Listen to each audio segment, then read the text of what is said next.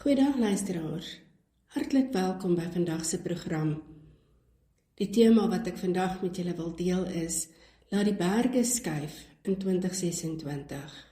En ons gaan saam ontdek wat geloof is, hoekom dit noodsaaklik is en waar dit vandaan kom, en hoe dit ons verhouding met God, Jesus en Heilige Gees vorm. Ons gaan ook vra, wat is jou berg? En hoe kan geloof dit skuif? So kom ons kop sommer af en dan kyk ons wat is geloof. Geloof is die vaste vertroue en sekerheid dat God se woord waar is, selfs wanneer ons dit nie kan sien of bewys nie. Dis die innerlike oortuiging wat ons verbind met God se beloftes en sy teenwoordigheid. Dit is nie net bloot 'n vaal hoop of 'n wens nie, maar 'n kragtige, lewende oortuiging wat ons hele wese betrek. Geloof is die fundament van ons geestelike lewe en die brug wat ons met God verbind. Dit is 'n dinamiese verhouding waarin ons nie net glo in 'n konsep nie, maar 'n persoonlike vertroue in God self ontwikkel. Kom ons gaan kyk na wat is die belangrike aspekte van geloof. En die eerste een is dan natuurlik vertroue. 'n Vaste sekerheid dat God doen wat hy sê, selfs al sien ons dit nie direk nie. En ons leer van dit in Hebreërs 11 vers 1. Hierdie vertroue is nie blind nie, dit is gegrond op God se karakter en sy historiese dade. En dan die tweede aspek is dan afhanklikheid. 'n Houding van nederigheid, waarin ons erken dat ons nie op ons eie krag kan staatmaak nie, maar afhanklik is van God se krag en leiding. En ons lees daarvan in 2 Korintiërs 5 vers 7. Dit beteken om ons eie vermoëns los te laat en God se wil bo ons eie wil te stel. Die derde aspek van geloof is verhouding.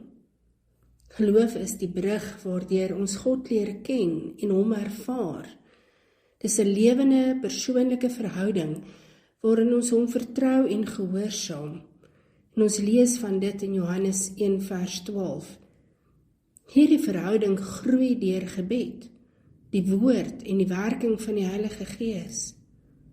Die vierde aspek van geloof is, die regverdige sal deur geloof leef. En ons lees van dit in Habakuk 2 vers 4. Geloof is nie net 'n intellektuele aanvaarding nie. Dis 'n krag wat ons lewe transformeer en rig op God se wil. Dit bring hoop, vrede, volharding in moeilike tye. Hierdie aspekte wys dat geloof 'n komplekse, maar pragmatiese realiteit is, wat ons daaglikse lewe en ons ewige bestemming beïnvloed. As ons dink aan geloof, dan dink ons aan Abraham en Sara. Abraham se verhaal is een van die mees kragtige getuienisse van geloof. God het vir Abraham beloof dat hy die vader van 'n groot nasie sal wees, al was hy en Sara oud en kinderloos. Abraham het God geglo, en dit is vir hom tot geregtigheid gereken. Jare het verbygegaan, sonder dat die belofte vervul is. Maar Abraham het steeds vasgehou aan God se woord. Uiteindelik, toe dit menslik onmoontlik is, het Sara 'n seun gebaar, en sy naam was Isak. Hierdie verhaal wys dat geloof is nie net hoop nie. Dit is 'n lewende vertroue dat God sy belofte sal nakom, selfs teen alle menslike logika. Sonder geloof kan ons nie die volheid van God se plan ervaar nie. Want geloof is die manier waarop ons hom ontmoet en sy werklikheid omhels. Geloof is die fondasie van hoop. Dit gee vir ons die vermoë om vorentoe te kyk, selfs wanneer ons omstandighede donker is. Hoop sonder geloof is net 'n wensdroom. Geloof maak hoop 'n lewende verwagting. Ons dink dat Abraham het geglo dat God 'n nageslag sal gee. Al was sy liggaam en Sara se liggaam so goed soos dood. Wanneer ek en jy deur 'n krisis gaan, herinner geloof ons dat God se belofte sterker is as ons huidige pyn. Ons geloof word gevoed deur God se woord. Dis nie selfgesentreerd nie, dit word gebou en versterk deur die woord. Die woord is soos kos vir die siel, sonder dit verswak geloof. Jesus weerstaan die versoekinge in die woestyn deur die skrif aan te haal. Sy geloof was geanker in die woord. Gereelde Bybelstudie en meditasie is nie opsioneel nie. Dit is die brandstof vir 'n lewende geloof. Ons sien dat geloof is die middel waardeur ons God se redding ontvang. Redding is nie 'n gawe nie, dis nie 'n prestasie nie. Geloof is die hand wat die gawe ontvang. Dit beteken dat ons nie kan roem op ons werke nie. Geloof plaas alle eer by God. Die moordenaar aan die kruis het niks gehad om te bied nie, maar deur geloof het hy Jesus se belofte van paradys ontvang. Ons moet leer om te rus in God se genade en nie net in ons eie pogings nie. Geloof help ons om te leef volgens God se waarheid. En ons lees dit in 2 Korintiërs 5 vers 7. Die Christelike lewe is 'n reis van geloof, nie van sig nie. Ons word geroep om te vertrou op God se waarheid, selfs wanneer dit bots met ons kultuur of ons gevoelens.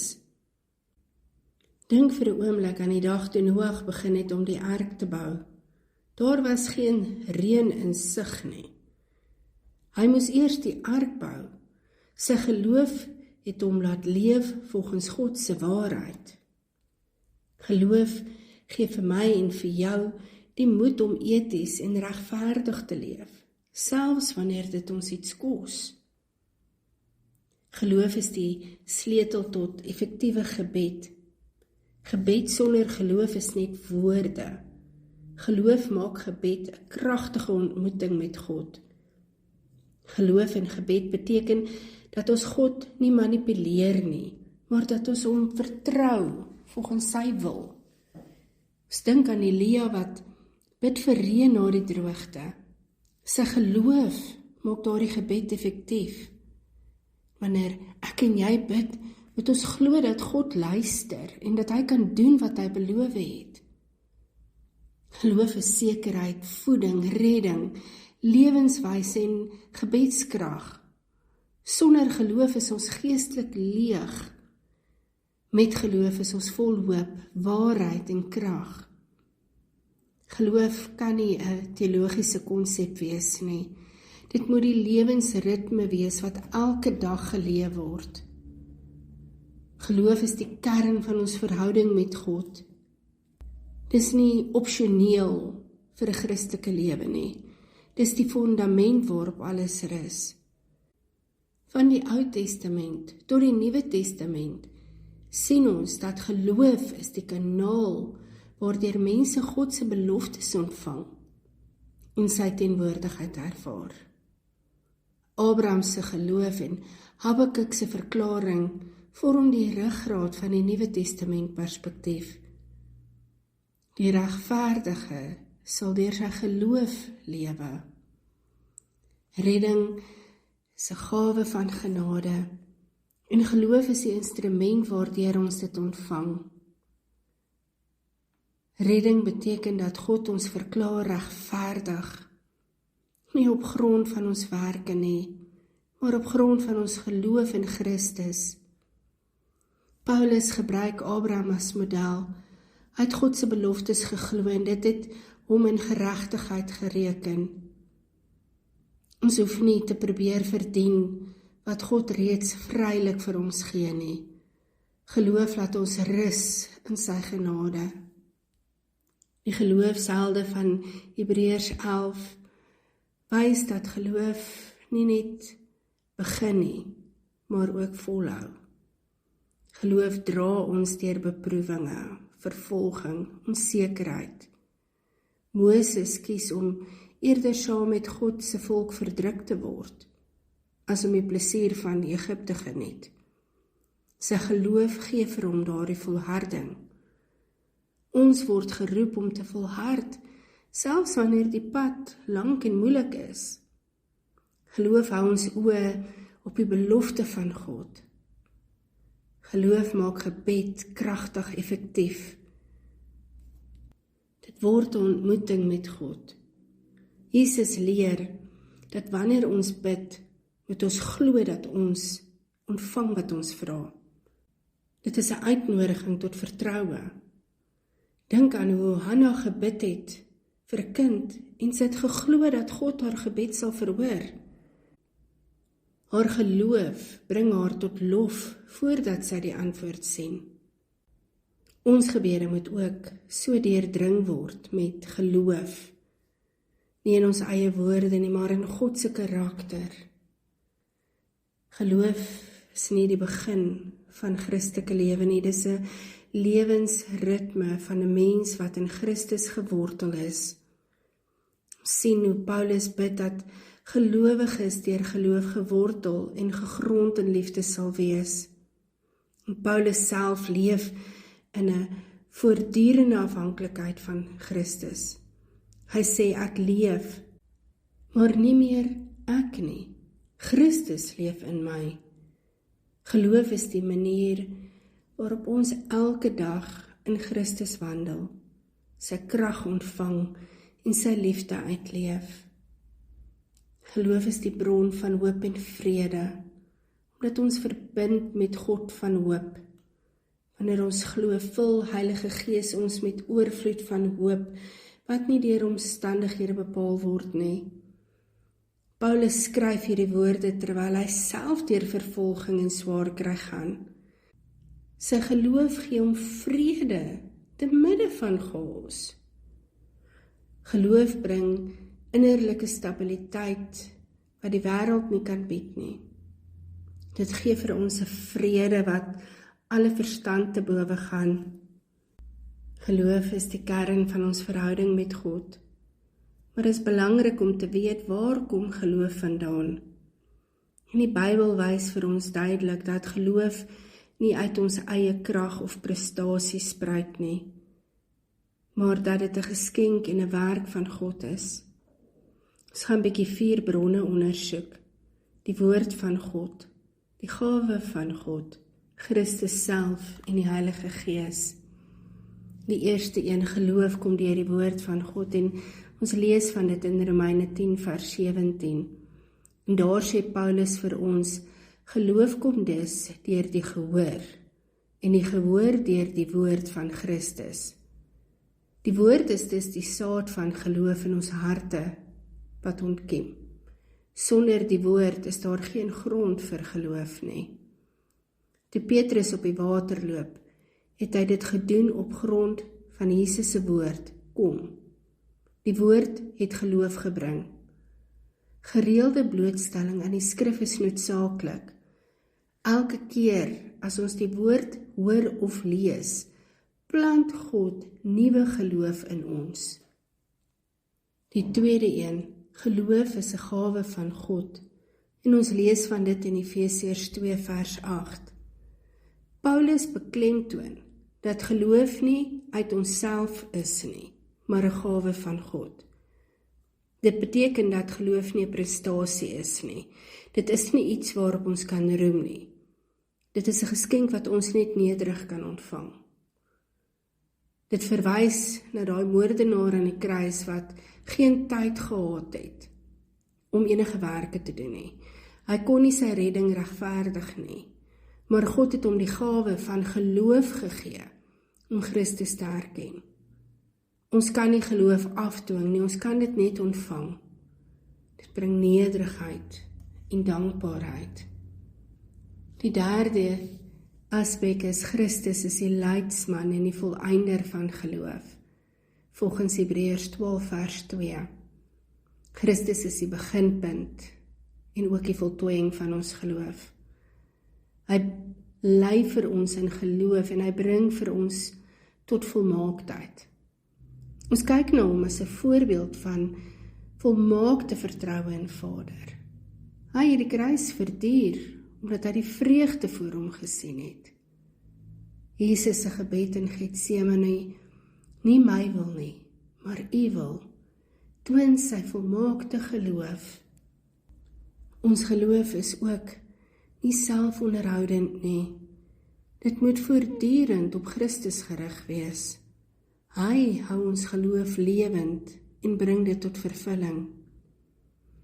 Die 4de punt is, geloof is 'n vrug van die Heilige Gees.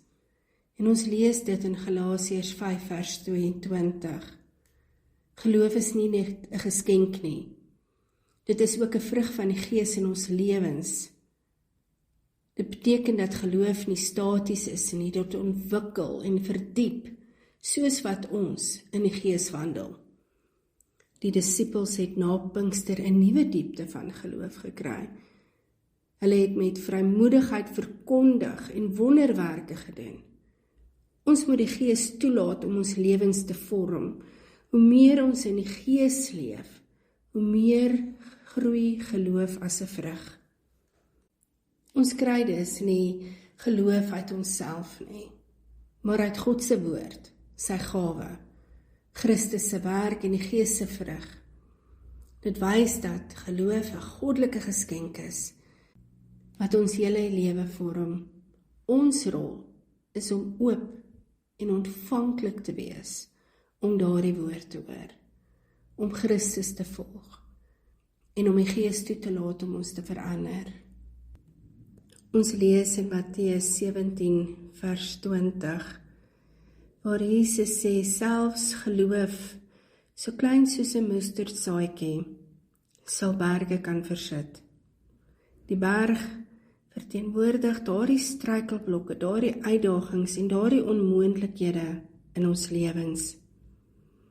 Jou berg kan wees daardie persoonlike stryd waarmee jy worstel, vrees, twyfel, skuldgevoelens, dalk jou omstandighede, finansiële druk of siekte, probleme in verhoudinge, dalk het jy geestelike hindernisse, jy sukkel met ongeloof en sonde, gebrek aan hoop, dalk miskien is jou berg roeping en visie, 'n groot taak wat net te groot lyk.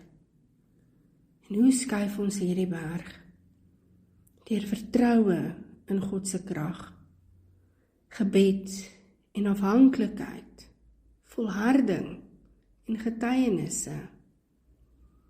Ons dink aan Dawid en Goliat. Goliat was 'n berg, maar geloof het hom laat val. Ons dink aan Paulus. Sy doring in die vlees het hom geleer dat God se genade genoeg is.